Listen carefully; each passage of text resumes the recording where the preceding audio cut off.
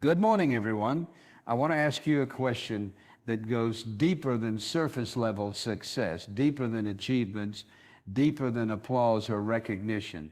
The question is this: how are you using the gifts God gave you?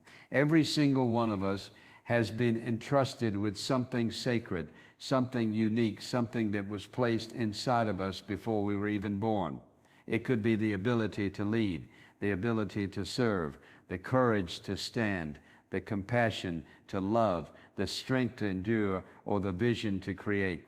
God has not sent anyone into this world empty-handed.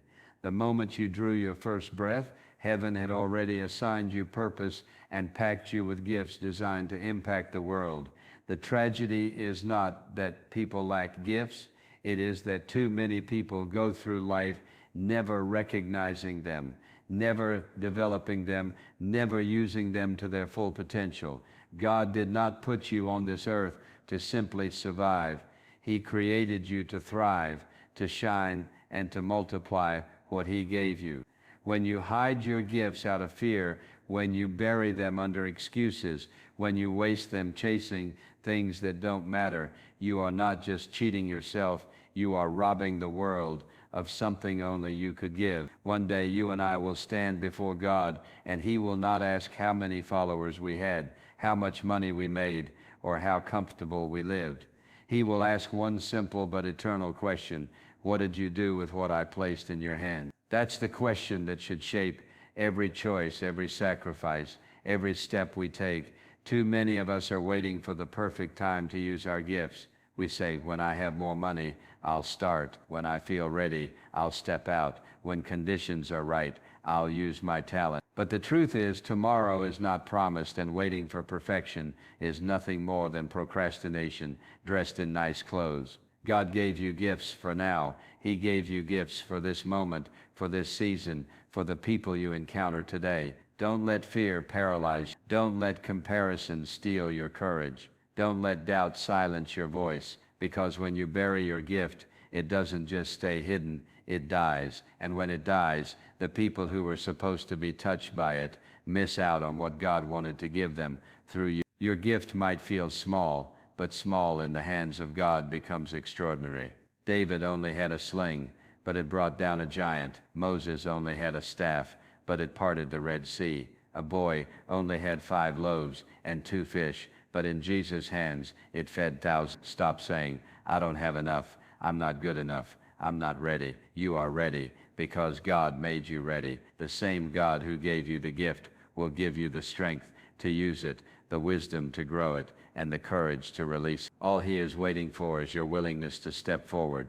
So today, I challenge you to stop comparing yourself to others and start embracing what God has put inside of you. Your gift doesn't have to look like anyone else's. It wasn't meant to. God created you as an original, not a copy. Your voice, your perspective, your passion, it all matters. And when you step out and use your gifts faithfully, not only do you honor God, but you also inspire others to rise up and use theirs. That is how movements are born, how lives are changed, and how light begins to pierce through darkness. How are you using the gifts God gave you? Don't wait another day. Don't let fear win. Don't let your gifts go to the grave with you unused. Take what God has placed in your hands and multiply it. Use it to serve, to build, to love, to fight, to inspire. Because one day when you look back on your life, you will not regret the risks you took, the moments you stepped forward, or the times you poured yourself out.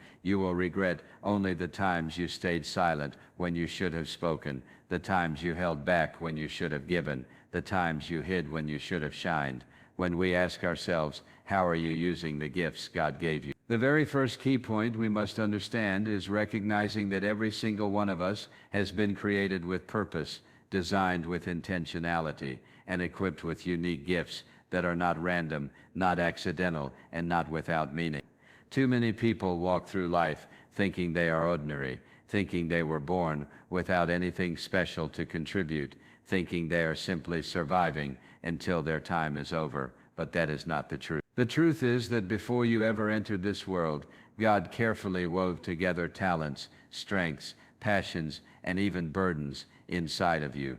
forming a divine blueprint that reflects His glory and fulfills His mission. You are not here by mistake, you are not here without value, and you are certainly not empty-handed. The question is not whether you have been given gifts, the question is whether you have opened your eyes to see them and your heart to use them. Recognition is the very first step, because you cannot use what you do not know you have. So many people ignore or underestimate what is already within them. They spend years chasing after what others have, comparing themselves endlessly, thinking if only I had that skill, that opportunity, that platform, then I would make a difference. And all the while, they overlook the very treasures God has hidden inside of their own. Think of it like this.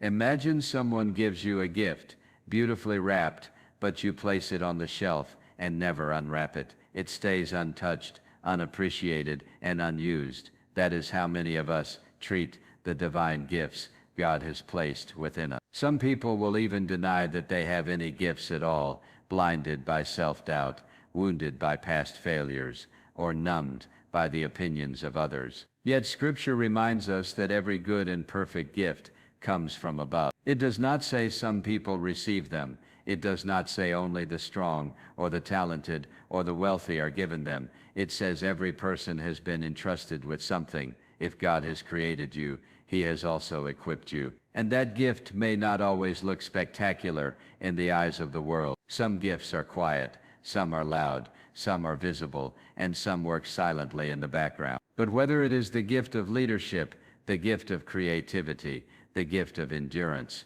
the gift of teaching, the gift of compassion, or even the gift of listening, all of these are powerful in their own way. Recognition is about being honest with yourself and with God, asking Him to reveal what He has placed within you, and then having the courage to stop denying or diminishing it. Recognizing your gift also means understanding that your life experiences are often the very soil in which those gifts grow. Some of you have been through struggles, heartbreaks, and battles that nearly broke you. You may not realize it yet, but even those painful experiences have shaped gifts within you. The endurance to keep going when life crushes you, the empathy to sit with someone in their pain, the wisdom to advise others through storms. These are not accidents. These are gifts cultivated through your journey, and while you may not have chosen the trials, you can choose to see them as the training ground God used to shape something powerful within you. Recognition requires humility, because it is not about boasting in your abilities, but acknowledging that everything you have comes from God. You did not create your own gifts. You did not engineer them. You were entrusted with them. And one day you will be held accountable for what you did with them. That reality should ignite in you a sense of urgency, a fire that burns with the understanding that ignoring or wasting your gifts is not just a disservice to yourself, but it is disobedience to the one who gave them. Let us take a step deeper. Recognition also means separating gifts from ego. Too often, people mistake their natural talents or worldly skills as gifts that are only meant to serve their own success. But gifts from God are never meant to be hoarded. They are meant to be used in service of something greater than yourself. A gift of leadership is not given so you can dominate others. It is given so you can guide them. A gift of wealth is not given so you can boast. It is given so you can bless. A gift of wisdom is not given so you can exalt yourself. It is given so you can lift others up. Recognition is not simply identifying what you can do. It is recognizing the purpose behind it. Ask yourself, why has God given me this particular passion, this particular strength, this particular opportunity? What is it about my life, my environment, my circumstances that points to the reason for this gift? That is where recognition shifts from mere awareness into clarity of calling. And once you recognize your gift, you must stop minimizing it. Stop saying it's nothing special or it's too small to matter. Nothing God gives is small. Nothing God creates is meaningless. The enemy of your soul would love nothing more than to keep you blind to your gifts or to make you believe they don't matter. Because if you never recognize them, you will never use them. And if you never use them, the light that was meant to shine through you will remain hidden. But the moment you choose to recognize and embrace your gifts, you begin to unlock doors of purpose and influence that you could have never imagined. Recognition is the seed of transformation. It is the moment when you stop sleepwalking through life and start living with intention. So as Pope Leo XIV would remind us, take this as a wake-up call. Search your heart, reflect on your journey, ask God in prayer, Lord, what have you placed within me? What am I overlooking? What am I burying out of fear or doubt? And then listen. You will begin to see patterns in your life, things that light a fire in your spirit, burdens that weigh on your heart, or strengths that others constantly point out in you. These are clues to your gifts. Don't ignore them, don't run from them, and don't compare them. Recognition is about looking inward and upward, not sideways. When you start to recognize your gifts, you will begin to see that the world is hungry for what you carry. People are waiting for the song only you can sing, the story only you can tell, the solution only you can create, the strength only you can show. Recognition awakens responsibility, and responsibility awakens destiny. The question is no longer, do I have gifts, but am I courageous enough to recognize them, honor them, and prepare to use them? Learning how to truly live a life that honors God and fulfills your purpose. Recognition, because if you cannot see what God has placed inside you, you will never step into the fullness of what He has called you to do. So today, open your eyes, look within, ask boldly, and recognize that you are not ordinary. You are extraordinary because the Creator of the universe decided that this world needed you, and in His infinite wisdom, He gave you gifts that only you can carry. Taking control of our thoughts ultimately means aligning them with purpose, truth, and the vision of the life we are called to live. Because thoughts by themselves are powerful, but thoughts connected to a greater purpose become unstoppable. And this is where Dr. Charles Stanley's teaching takes us deeper, reminding us that the mind was not meant to be a chaotic storm of random impulses, but a tool that can be disciplined, focused, and directed toward God's will and the destiny we are meant to fulfill. And when we align our thinking with truth instead of deception, with discipline instead of laziness, with faith instead of fear, then we begin to live a life of clarity, peace, and victory that no external force can take away. Think about how often people drift aimlessly in life because they have allowed their thoughts to be scattered, unfocused, and enslaved by distractions, filling their minds with everything except what truly matters. And then they wonder why they feel lost, unfulfilled, and powerless. But when you learn to bring order to your thoughts, when you discipline your mind to focus on what builds you instead of what breaks you, when you make a conscious decision to filter your inner dialogue through the lens of purpose, then suddenly your life gains direction, energy finds a channel, and your potential begins to unfold in ways you never imagined. A person who does not control their thoughts is like a ship without a rudder, tossed by every wave, driven by every wind, easily thrown off course by circumstance. But a person who has learned to take control of their thoughts is like a captain steering confidently toward their destination, unmoved by storms, because they know where they are headed, and they know what voice they are listening to. Dr. Stanley emphasized that God has given us not a spirit of fear, but of power, love, and a sound mind, and that sound mind comes only when we bring our thoughts under discipline, aligning them with His truth, and rejecting the lies of the enemy. Because the enemy's greatest weapon is not external, but internal, planting thoughts of doubt, fear, and confusion that weaken us from within. But the greatest victory is also internal, taking those same thoughts captive and replacing them with faith, courage, and clarity that empower us from within. And it is here that the greatest transformation happens, because once you master your thoughts, you master your emotions, and once you master your emotions, you master your actions, you shape your destiny. Taking control of your thoughts at this level requires that you not only reject what is false, but that you intentionally meditate on what is true, what is pure, what is noble, what is worthy of praise, because the mind cannot remain empty, it must be filled with something. And if you do not choose to fill it with truth and purpose, the world will fill it with lies and distractions. Imagine how powerful your life would become if instead of replaying your failures, you replayed your lessons. If instead of dwelling on your fear, you meditated on your faith. If instead of imagining worst-case scenarios, you visualized the best outcomes and prepared for them with courage. If instead of repeating to yourself why you cannot, you declared daily why you can, with God's strength guiding you. This is not fantasy, it is discipline, and like every discipline, it takes practice, but the reward is freedom. The freedom to live without being enslaved by worry, regret, bitterness, or fear. Stanley often reminded us that the key to peace is not the absence of problems, but the presence of disciplined thoughts anchored in truth. Because storms will always come, problems will always arise, challenges will always test us, but a disciplined mind, rooted in faith and clarity, is unshakable. It remains calm when others panic. It remains focused when others are distracted. It remains determined when others give up.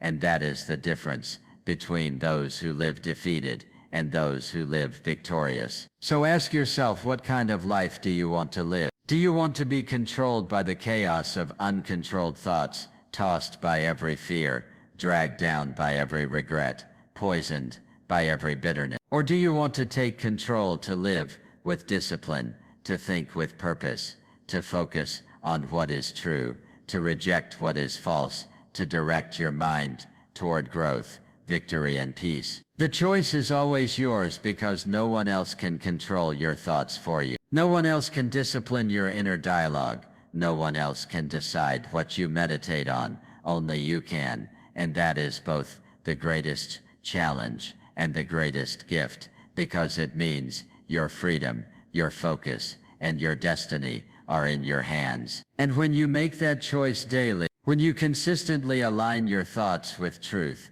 with faith, with purpose, with gratitude, then your life will begin to reflect that alignment. Your relationships will grow stronger.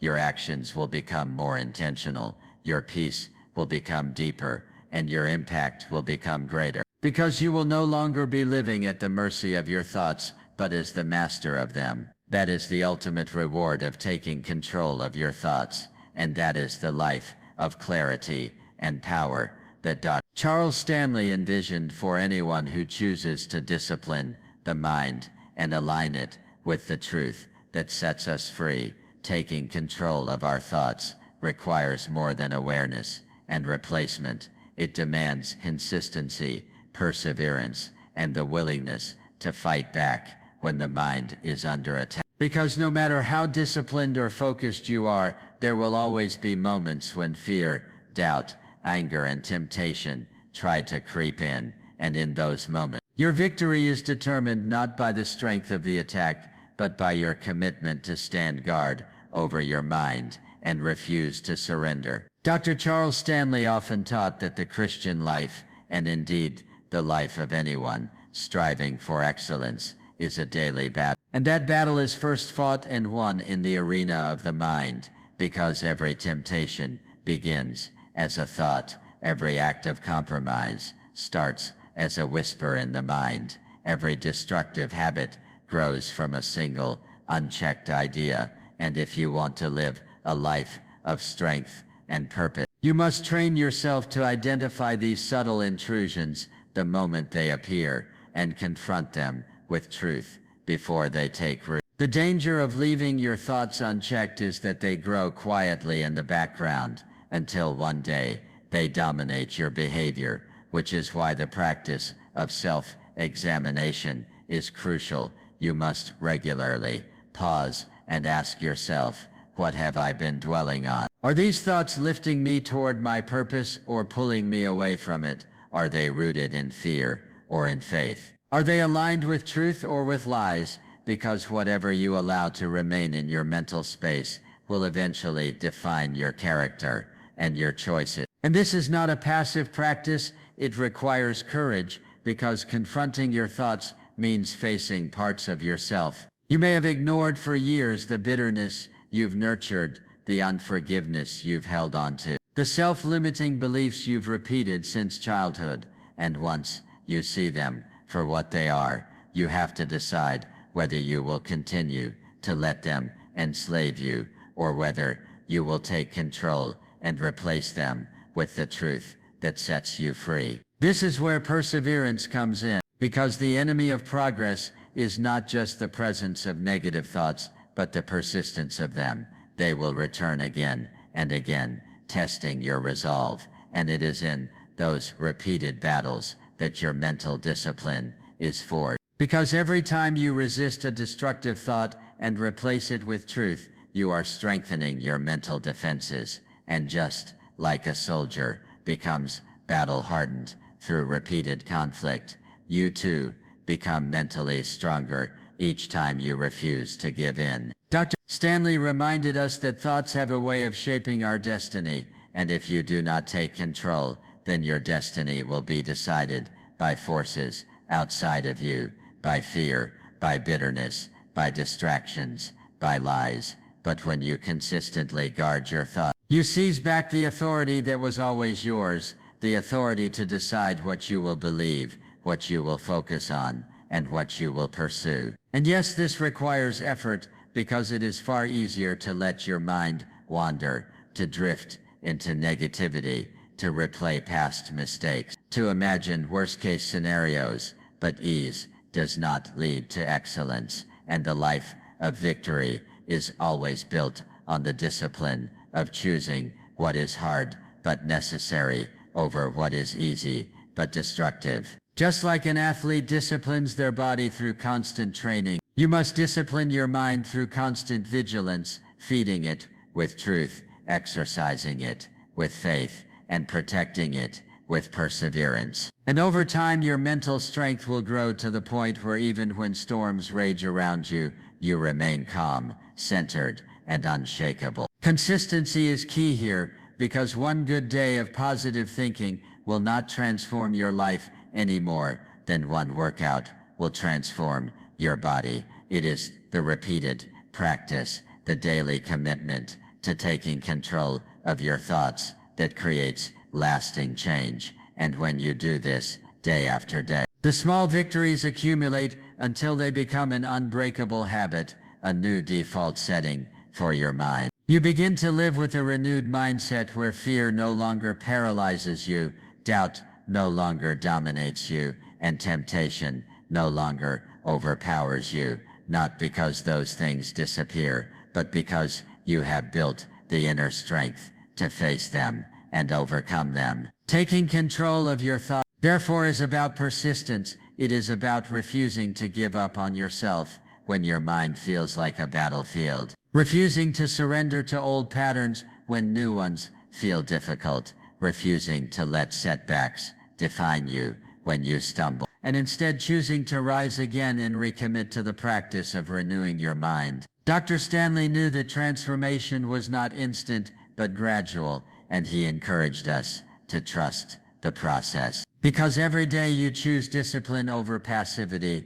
every day you choose faith over fear. Every day you choose truth over lies, you are shaping a stronger, wiser, more resilient version of yourself. And eventually those small choices compound into a life of power and peace. So do not be discouraged if you still struggle with negative thoughts after weeks or even months of effort, because mastery does not come overnight. It comes through persistence. And as long as you refuse to quit, you are already winning the battle. This is the essence of taking control of your thoughts, not a one-time victory, but a lifetime commitment to mental discipline. A daily perseverance that transforms weakness into strength, confusion into clarity, fear into faith, and defeat into victory, until you become the kind of person who no longer lives as a prisoner of their mind, but as a master of it, walking with focus, peace, and unshakable determination toward the destiny